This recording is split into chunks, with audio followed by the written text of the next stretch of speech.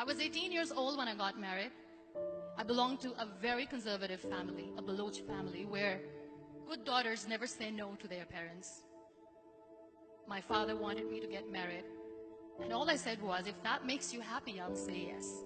And of course, it was never a happy marriage.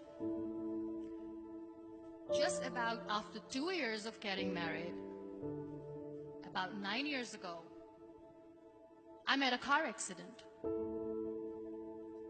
Somehow my husband fell asleep and the car fell in the ditch. He managed to jump out, saved himself. I'm happy for him. But I stayed inside the car and I sustained a lot of injuries. The list is a bit long. Radius ulna of my right arm were fractured. The wrist was fractured. Shoulder bone and collarbone were fractured. My whole rib cage got fractured. But that injury that changed me and my life completely was the spine injury. Many people came to rescue. They gave me CPR. They dragged me out of the car. And while they were dragging me out, I got the complete transection of my spinal cord. Those 2.5 months in the hospital were dreadful. I was at the verge of despair. One day, doctor came to me and he said, well, I heard that you wanted to be an artist, but you ended up being a housewife. I have a bad news for you. You won't be able to paint again. Next day, doctor came to me and said, your spine injury is so bad, you won't be able to walk again. I took a deep breath and I said, it's all right. Next day, doctor came to me and said, because of your spine injury and the fixation that you have in your back, you won't be able to give birth to a child again. That day, I was devastated. I started to question my existence. Why am I even alive? So what kept me going was, one day I asked my brothers, I know I have a deformed hand, but I'm tired of looking at these white walls in the hospital and wearing these white scrubs. Bring me some colors, bring me some small canvas. I want to paint. So the very first painting I made was on my deathbed, where I painted for the very first time. What an amazing therapy it was. Without uttering a single word, I could paint my heart out. I could share my story. People used to come and say, what lovely painting. So much color. Nobody could see the grief in it. Only I could. And that day I decided that I'm going to live life for myself. I am not going to be that perfect person for someone. I am just going to take this moment and I will make it perfect for myself. That I'm going to fight my fears. So I wrote down one by one all those fears. And I decided that I'm going to overcome these fears one at a time. You know what was my biggest fear? Divorce. But the day I decided that this is nothing but my fear, I liberated myself by setting him free.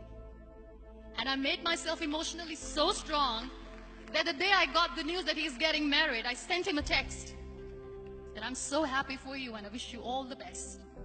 And he knows that I pray for him today. Number 2 was, I won't be able to be a mother again. And that was quite devastating for me. But then I realized there are so many children in the world, all they want is acceptance. So there is no point of crying, just go and adopt one. And that's what I did.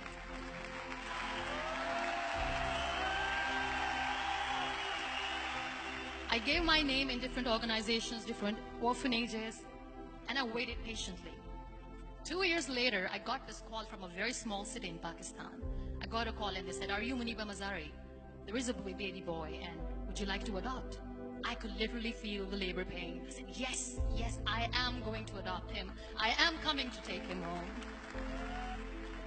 And that day, I was 2 days old, and today he's 6. You know, when you end up being on the wheelchair, what's the most painful thing? People think that they will not be accepted by the people because we, in the world of perfect people, are imperfects. So I decided to appear more in public.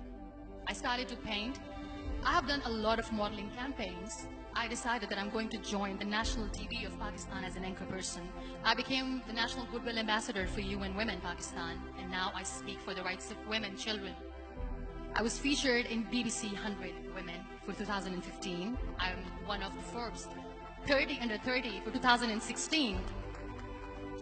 So when you accept yourself the way you are, the world recognizes you. It all starts from within.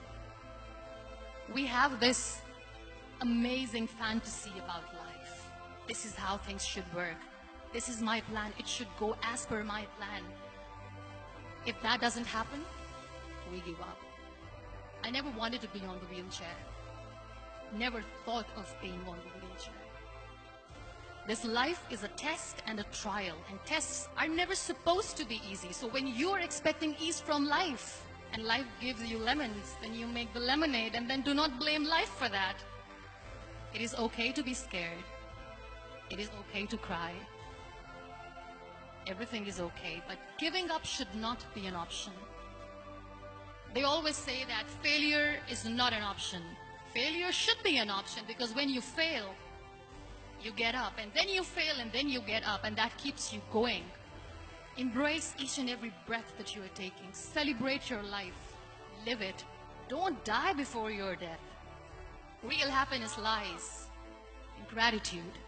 So be grateful, be alive, and live every moment.